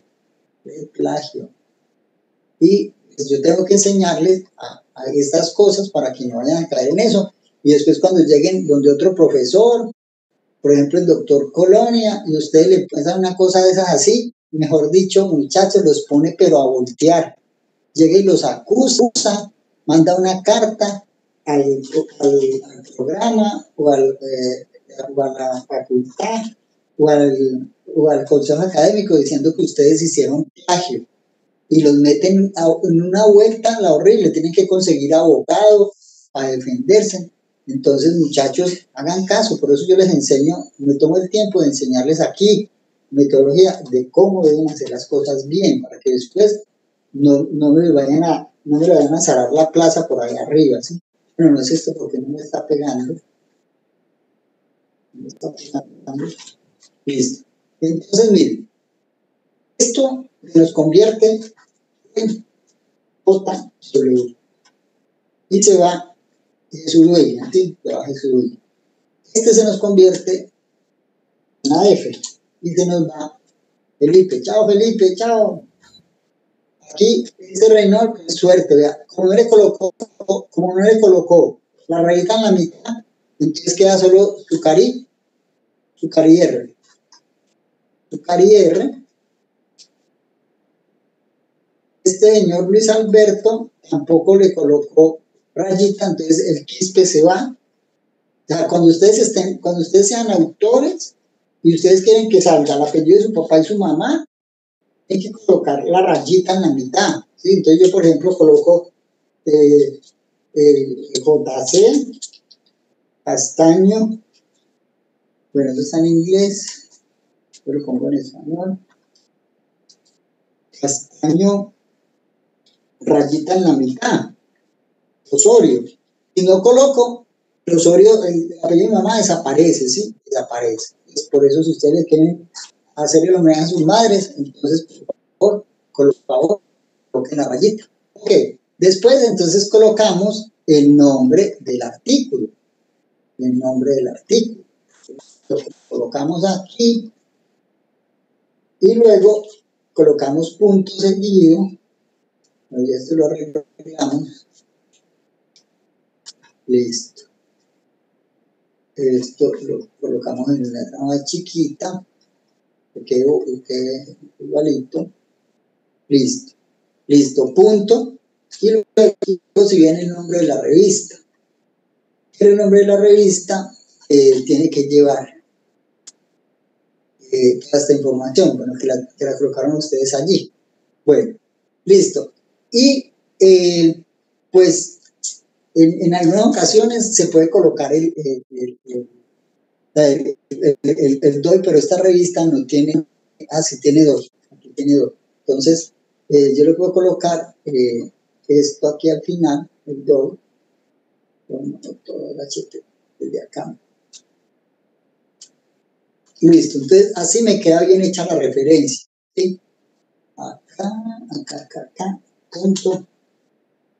Listo, ahí ya me quedó bien hecha la referencia. Pero miren la utilidad del Mendeley, ¿sí? Ustedes todos me imagino que tienen el Mendeley. El semestre pasado pues yo les hablé del Mendeley. Entonces miren, yo voy a abrir mi Mendeley un momentico. Voy a abrir mi Mendeley y les voy a mostrar por qué ya no hay disculpa, muchachos y muchachas, para hacer una referencia bibliográfica mal hecha. Ya no hay disculpa. Estos gestores de citas bibliográficas lo hacen todo por uno, ¿sí? Pero un momentico que cargue. Bueno, ya cargó. Y entonces vamos a hacer una referencia aquí. Esto mismo lo hice el viernes con los muchachos del semillero.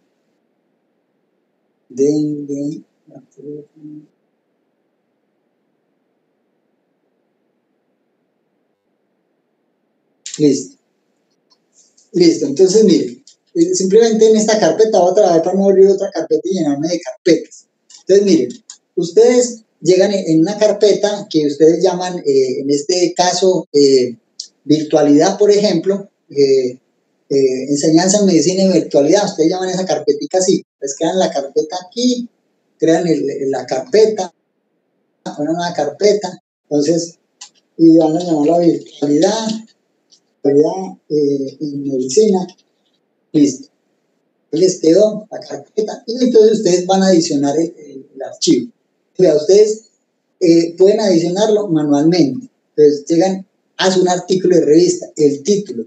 Pero como tenemos el DOI, miren, cuando ya tenemos el DOI, lo que pasa, vamos a colocar aquí el DOI, desde acá, en esa dirección, desde acá, le vamos a dar aquí salvar y le vamos a decir aquí que nos lo actualice. No siempre lo dejen. Listo. Entonces, si ven que ya me trajo todo, mire, ya me hizo la referencia, solo colocándole el DOI.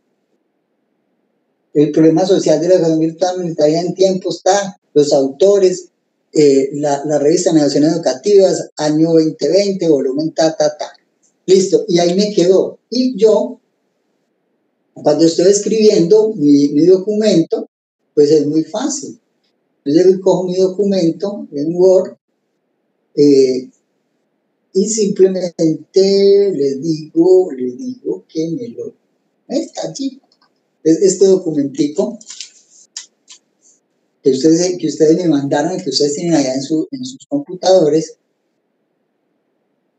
Ya creamos la carpeta, ya tenemos el artículo, entonces simplemente escribimos acá, escribimos cada rato lo que sea, y entonces yo voy a colocar mi bibliografía. Entonces, yo no tengo que hacer nada, de repente le digo referencias y le digo que me inserte la bibliografía y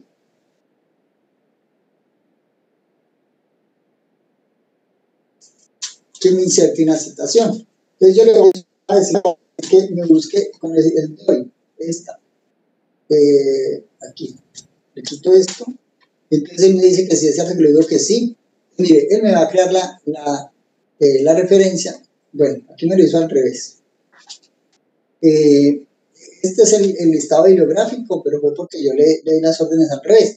Entonces ahí me quedó ese pedazo. Entonces yo sigo escribiendo, y luego inserto otra bibliografía. Entonces voy a ir a Mendeley y voy a traer cualquiera. Voy a decir que me inserte esta. Bueno, o copiemos esta. Este nombre. Entonces yo puedo tener este nombrecito y eso en el documento. Entonces le voy a decir acá que me inserte otra bibliografía. Simplemente le coloco esto y él me dice, ese, digo, sí, ese. Entonces ya me la coloco. Bueno, me tiene la referencia 1, 2 y aquí me va haciendo el listado. ¿Sí? Muy fácil. ¿O no les parece muy fácil? Entonces, listo. Entonces, hay que hacer este ejercicio con cada una de las referencias y les recomiendo entonces hacerlo con el DOI. Hay otra herramienta que es el Zotero, que el Zotero es igual que el DOI, pero que el Mendeley, pero sirve para trabajar esos documentos en el Google Doc, ¿sí? El Zotero básicamente es lo mismo, uno tiene que hacer lo mismo, la carpeta, colocar los artículos y luego le va gestionando a uno cada referencia y la colocan. Listo, entonces muy bien. Volvemos. Entonces, muchachos, muchachas, por favor me colocan, ahora les va a tocar la tarea doble porque les toca mirar de dónde fue que sacaron cada información de estas, de las referencias bibliográficas. Entonces, vale, van a hacer este ejercicio del documento. Entonces, sí, hicieron la búsqueda bibliográfica, muy bien, los felicito por esto, que se dieron toda la tarea. Obviamente, pues, hay que buscar un poquito más de información, hay que buscar trabajos similares, cómo han afrontado esto en otros artículos. Entonces, de eso nos sirve la revisión bibliográfica, ¿sí? Bueno, la justificación, entonces, es ¿por qué? ¿Por qué hacerlo? Sí, me parece que la justificación está buena. Los objetivos, entonces, identificar la adaptación de los estudiantes de medicina a la estrategia de metodología. Identificar la adaptación. No sé, yo creo que aquí me falta un conector, ¿sí? Aquí me falta un conector, como para que sea fácil de entender. Identificar la adaptación de los estudiantes de medicina a las estrategias de entonces, miren, como nosotros necesitamos las variables de lugar y de tiempo, necesito que coloquen los estudiantes de medicina. Estos son los estudiantes de medicina de Harvard, o de la Javeriana, o de la Universidad Nacional, o de la Universidad del Quindío. Yo necesito que me coloquen aquí cuáles estudiantes, y si van a ser todos los estudiantes de medicina, o si van a ser de un semestre en particular. Entonces, porfa, necesito que ese objetivo general lo definan mejor. Los objetivos específicos, enunciar las diferentes estrategias aplicadas a los estudiantes de medicina en una universidad pública del Quindío durante la metodología virtual. Durante la metodología virtual, yo creo que durante el periodo tal, sí, porque durante la metodología virtual, entonces es durante este momento o en lo que ya hemos vivido de esta situación novedosa. Describir los factores que han influido en cómo los estudiantes de medicina de una universidad pública del Quindío se han adaptado a la nueva metodología de enseñanza. Listo. Comprender las estrategias de adaptación a la virtualidad de los estudiantes de medicina de la Universidad del Quindío. Y listo. Hasta ahí habíamos hecho el compromiso, que era justificación y objetivo. Muy bien. Entonces, muchachos, básicamente, pues las observaciones puntuales, entonces. El título vamos a mejorarlo, ¿vale? Vamos a hacer el título más, pues que sea más claro, que uno con una lectura rápida se pueda dar cuenta de qué van a hacer. Lo otro, entonces, los objetivos, el problema, entonces me lo contextualizan acá, contextualizan el problema y terminan con la pregunta. ¿Cómo surgió? Antecedentes, le colocan las referencias y pues buscan un poquitico sobre estudios que se hayan hecho en otras latitudes y sobre esto. Puede ser no solo en medicina, sino en otras áreas también que les sirva a ustedes de fundamento. Bueno, la justificación y los objetivos. Entonces, este objetivo general, mejorar la redacción, ¿sí? Mejorar un poco la redacción. Ok, entonces, bien. Hasta ahí vamos. Y las referencias me las hacen pues con el gestor de Mendeley. Muy bien, bien. Entonces, ahora nos toca entonces seguir con lo que veníamos trabajando, ¿sí? Con lo que les mandé en el documento del programa Ondas. Entonces, ya les voy a abrir aquí el documento.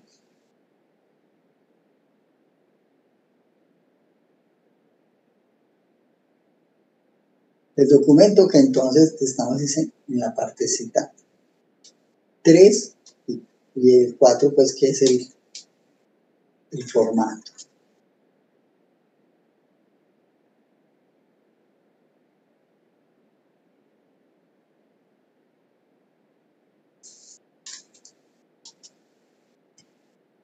Muchachos, ¿alguna observación, porfa, de lo que yo les acabo de decir?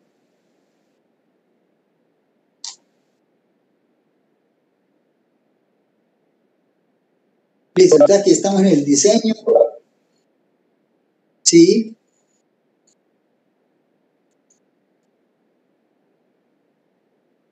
Ah, bueno, ustedes le colocaron nombre, listo, no me había fijado, Esteban.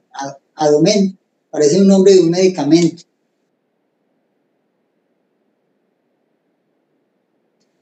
Bueno, entonces, sí, parece un medicamento. Sí, señor, son las siglas de un nombre propuesto por uno de los compañeros. los nombres de ustedes o que las iniciales. No, señor. Bueno, entonces mire, lo que le estaba diciendo, lo del problema de investigación, hay que contextualizarlo, hay que delimitarlo, ¿sí? Vale, entonces esa parte hay que hacer. Bueno, el nombre del proyecto, la formulación del problema de investigación, los antecedentes, entonces aquí donde tienen que buscar todo lo pertinente al tema que están investigando. El objetivo general, y miren que por aquí hay un listadito de verbos, ¿sí? Aunque aquí está pues el conocer, a mí el conocer no me gusta, porque es que uno no logra conocer nunca todo. Listo, comprender, describir, comparar, teorizar, explicar, experimentar. Entonces ahí están los verbos de los objetivos. Muy bien. Y luego vamos a esta parte, que es la parte más carnuda, que es la parte de la metodología de la investigación. Entonces allí hay que decir qué tipo de investigación vamos a hacer, cuál va a ser nuestra población, nuestra muestra, es decir, si el muestreo va a ser probabilístico, que con seguridad no lo va a hacer, o no probabilístico, que con seguridad sí lo va a hacer, y ese muestreo probabilístico, pues hay que decir que va a ser condicionado ¿a qué? A las limitaciones de tiempo que tenemos, ¿no es cierto? Y de recursos, porque digamos que si son 300 y pico estudiantes de medicina, ustedes no los van a estudiar a todos, bueno, no sé, o si lo van a hacer, lo dicen ahí, dicen ustedes que no van a hacer muestra y no que van a estudiar todo el universo, todos los estudiantes de la Facultad de Ciencias, del programa de medicina, pero hay que contar, y hay que decir cuántos van a tomar. Hay que describir los instrumentos para recoger la información, entonces, la encuesta, ¿en qué consiste la encuesta? ¿Sí? Hay que colocar todos los ítems de esa encuesta. Aparatos y otros materiales que se van a usar, entonces los equipos, los software, todo esto que vamos a utilizar. Bueno, las entrevistas, las encuestas, instrumentos propios, ustedes los elaboraron, ustedes dicen que los elaboraron, que no, pues que los van a ir estandarizando con esta investigación y otras, pero no sé. Listo. El análisis de la información, bueno, el impacto, pues tenemos que ir haciendo todas estas cosas, muchachos, población beneficiada, todo lo que está en el proyecto, la proyección, lo que hizo el primer grupo, sí, que el primer grupo ya hizo todo el cuestionario, ya ellos les acaba de, pues tienes que mejorarlo. Entonces, si esto del equipo, todo esto es fácil, como lo hicieron los muchachos del primer grupo. Y la parte de cronograma y del presupuesto. Entonces, esa es la tarea que tienen que ir haciendo, porfa, ¿sí?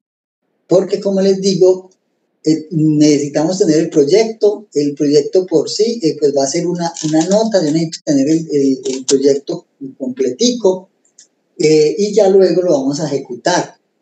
Y luego de la ejecución, pues vamos a hacer el análisis, vamos a presentar el informe tipo artículo científico, y luego lo vamos a socializar. Entonces tenemos eso pendiente, pero como les digo, el tiempo se nos está acabando, entonces necesito que apuremos el paso.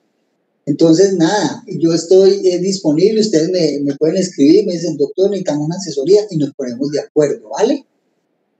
Entonces, porfa, tienen esta guía que les compartí la semana pasada, antepasada, para que estén trabajando sobre ella, ¿ok? Y estoy yo para asesorarlos cuando ustedes necesiten, ¿sí? Y nos ponemos de acuerdo. Bueno, entonces, eso era lo que quería que hoy viéramos. Entonces, muchachos, muchachas, estoy aquí para sus respuestas, para sus preguntas, perdón. Doctor, buenas tardes. Buenas tardes. ¿Será que ahorita al final de la clase nos puede regalar a mi grupo y a mí un minutico? No nos demoramos nada. Venga, yo te digo qué hora es. Bueno, sí, porque tengo clase a las 4 con el doctorado. Sí, Pablo. Sí podemos quedarnos un momentico, sí. Bueno, gracias. Listo. Ok. Bueno, ¿alguien más?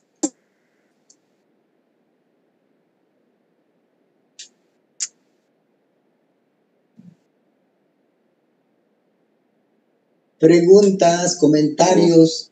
Una pregunta. Miguel Ángel, dígamelo. Profe, pues nosotros le enviamos, creo que ahorita a las 3, ahorita de las 3, pues el avance que hicimos. Entonces nosotros esperamos vía correo las... Miguel Ángel, pero es que a las 3 estábamos en clase. Sí, no, doctor, no, tranquilo. Estábamos en clase, entonces no lo he visto. Listo, profe. Pero entonces ustedes pues nos dan la Listo, sí, señor, sí. Entonces yo lo miro y le hago comentarios y se los devuelvo. Sí. Listo, profe. Y ahora una pregunta. En cuanto, por ejemplo, aquí en la tabla de valor total del proyecto, ¿cómo nos podríamos aproximar a ese valor total del proyecto, a ese valor solicitado, al programa y valor de otros aportes? O sea, ¿cómo nos orientamos ahí? ¿Cómo podríamos dar un valor, por así decirlo, aproximado? Pues entre todos van a usar 100 horas de internet. Entonces, 100 dividido, multiplicado por 2.000, ¿cuánto da eso? 20.000 pesos, ¿no es cierto? Sí, señor. ¿Sí? Eso, ahí van 20.000 pesos. Ok. El computador, ¿cuánto vale el uso de tu computador? La hora. Tú pones de acuerdo y dices, no, vamos a ponerle una hora de uso de computador, 5.000 pesos la hora. Yo se lo alquilo a eso. Si yo voy a alquilar el computador, se lo alquilo a 5.000 pesos la hora. ¿Y cuántas horas voy a usar? Pues las mismas 100. Entonces, mire, ahí van, iban 20, ahí van 50, van 70.000 pesos. Estoy haciendo un estimado. Ok. Pero además de eso, ¿ustedes cuántas horas van a trabajar? Pues las 100 horas, mentiras, más de 100 horas, porque ustedes luego tienen que analizar. Entonces, digamos que van a trabajar ustedes 200 horas. Mientras hacen las encuestas, mientras analizan, mientras hacen el informe, mientras prepararon el proyecto. Y entonces ustedes dicen, no, la hora mía vale 20.000 pesos. Entonces, ahí ya eso se nos convirtió en ¿cuánto? En 2 millones de pesos, ¿no es cierto? Ya van 2 millones, más lo otro, van 2.070.000 pesos. Y ahí entonces esos son los costos que vamos colocando, Miguel Ángel. Y una pregunta, esos costos nosotros al final del trabajo tenemos que dar, por así decirlo, una justificación, o sea, explicar por qué razón, o eso es independiente. Eso no, ustedes van a colocar eso, colocar aquí, uso de computador, valor de hora, horas a utilizar tanto, y ya, porque ustedes ya en la metodología dijeron que iban a hacer las encuestas por internet, o las entrevistas, el análisis de los datos, pero van a hacer en un computador, entonces ya está ahí justificado.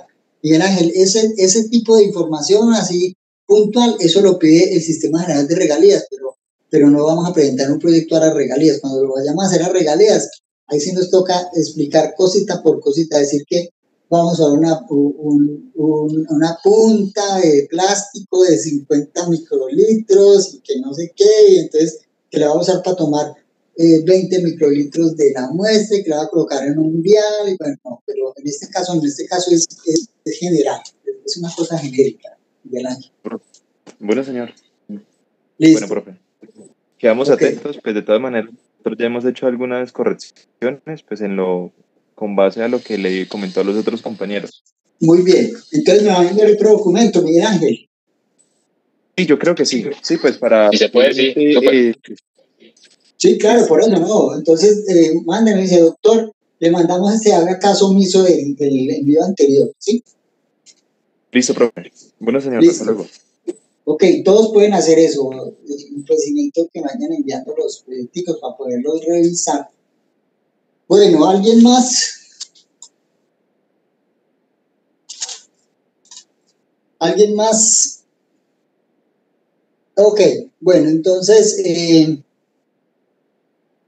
el grupo que me dice que nos quedemos, si quiere, pues hagan una reunioncita por el Meet de Google y me mandan la invitación y yo entro allá y cerramos esta